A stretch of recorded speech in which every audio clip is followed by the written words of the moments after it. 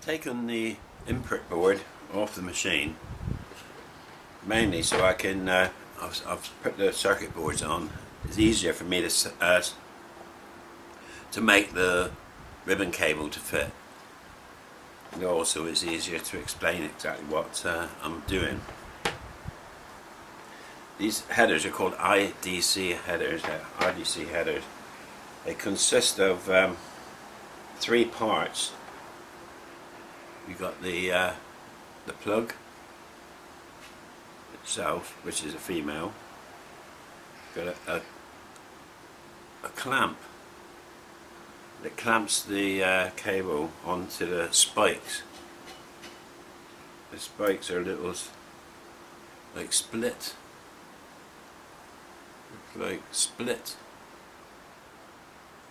terminals. The wires go in between and get a bit like a telephone wires out there are connected. Then the lot gets squeezed together in a tool, and optionally the upper clip enables, if it, like I say, is optional, so you can have the wires say coming out in that direction, you know, the wires bent over, you know, going off in that direction. The advantage being the wires aren't being pulled at the header, because this is kind of like the equivalent of one of those cable clamps. So it should last indefinitely. What I use it for is that I use ribbon cable. Now, for instance, if I use my plug there, instead of coming off there, I will come off in that direction, fold it over, clamp it, so in fact it goes in that direction. Now what I do, which is not really protocol, but it makes a very neat installation, that theoretically should leave there and end up on that one. What I do for neatness of installation, that I fold over the ribbon cable, so I have a fold in it. In doing so, it means you've got to be wary of the fact that this socket needs to be the opposite way around to this socket. I'm not going to explain the pin changes. You have to, if you're going to do this yourself, then you're going to have to do Ohm's test and sort it out yourself. I'm just showing you the system I use. Got a couple of old ones here for different other systems that I've used in the past. They simply go there. They would go there, for instance, and there. The shorter one here, maybe. Shorter one. But that was an older idea where I had the polarizing protrusion, that side. It was for a different board altogether. Whereas I've got standardized, I've got the polarizing side, this side, the edge of the board side. So I've got to make up, it's the same with these. I need to make up these set of ribbon cables. So what the end product is going to be, is going to go from that socket, which is port 1 on the smooth stepper, into that socket, through the plug and the clamp,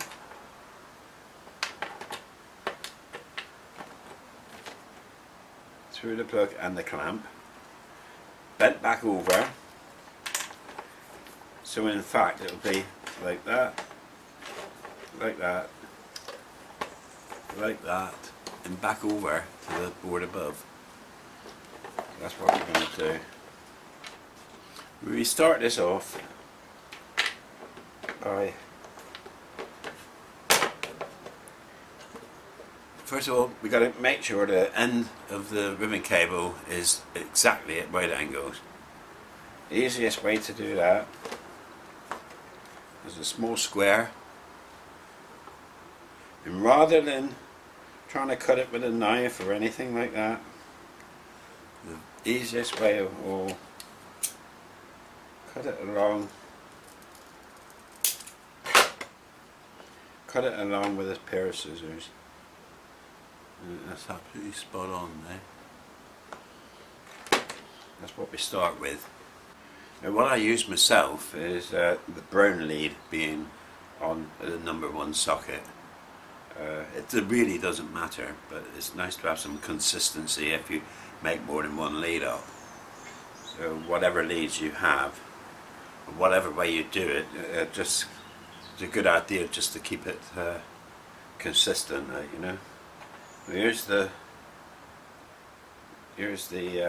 header, and this is the clamp. Now this clamp has got recesses in the lid.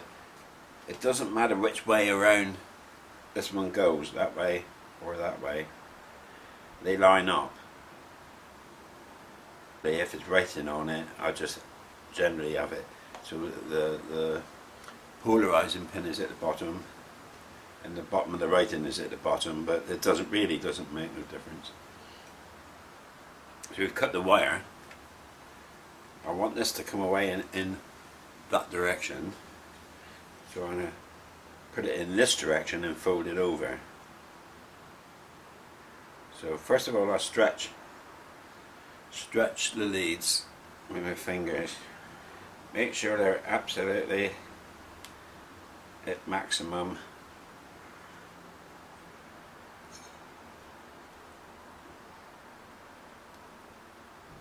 That should be okay. Now put that there.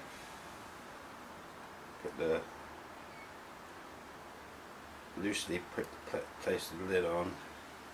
Feed the wire through until it's parallel, exactly parallel with the edge of the header. The ends of the ribbon cable is truly at 90 degrees. Now at this point you can actually look in the end carefully to make sure that the wires are lined up with the contacts. The contacts are split like a split fork, and they cut through the installation. Anything out of alignment, and they're staggered one alternately like that. So any misalignment, and you'll get a short circuit. I'm looking at mine now, and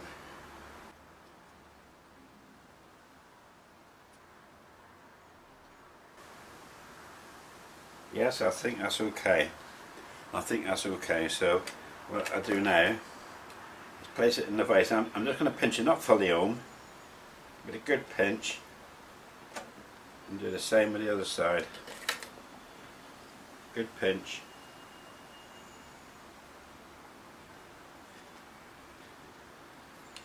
Let's see what it looks like. Things are looking good. Right, it'll hold itself now, so I can actually place it in, do it up.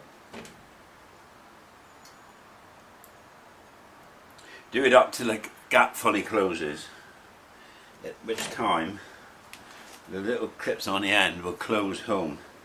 You actually make sure that they've closed home, which they have. I don't know if you can actually see the clips is there.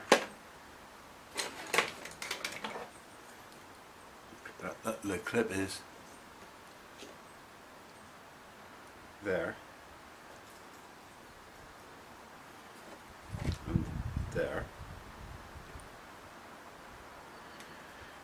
Gap is fully closed between the clamp and the body. That is parallel, level. So this is coming out off it hopefully more or less 90 degrees, and that the pin, each tab is cut into each individual wire without also cutting into adjacent wires, causing a short circuit. What I do at this stage, rather than put on say 2-3 headers only to find I got a short circuit, on the other end of this ribbon cable, I bare the ends, so I can just run through adjacent wires to check for short circuits, and also for continuity between continuity between each pin on the header this ends. Okay, I've checked it and it's okay, it's fine. So what I do now is actually bend this up, roll it right over, bend it over like so, as tight as possible.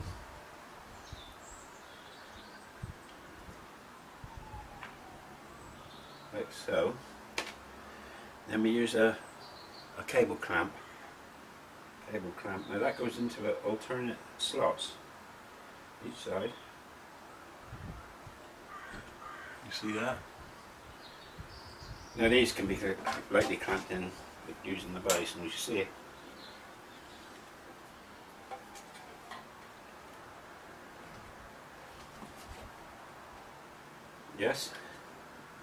Yes, they've clipped in.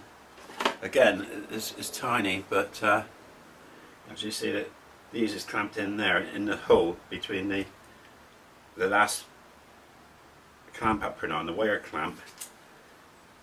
They fit together like a glove. It is remarkable how well engineered these headers are. So basically that's it. That's the strain relief, the strap on top. The strap on top is the strain relief, and the the header itself consists of 2 parts. Now that, if I come down to the smooth stepper, that now fits in there.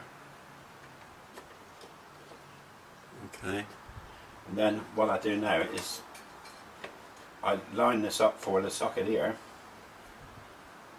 I fold it quite acutely so it'll hold its shape, and then we place another socket here, another header here. So that's what we'll do next.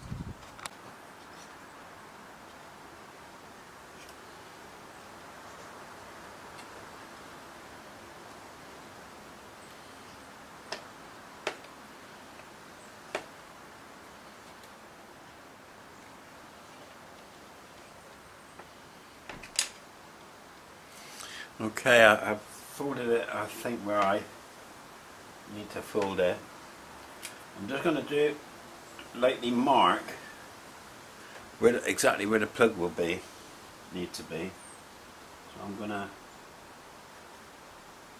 actually mark both sides of the subheader. I'll just do it one side, then I can take it off and use the square. Actually use the square now to mark the other side to make sure the socket goes on square.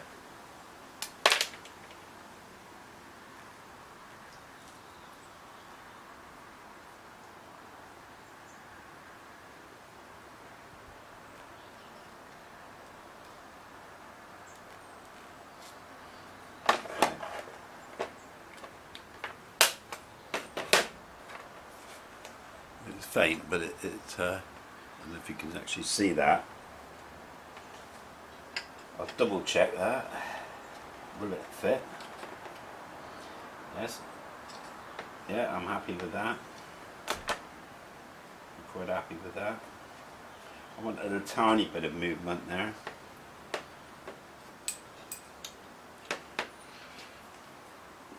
So the next header will need to be there, like so, that orientation.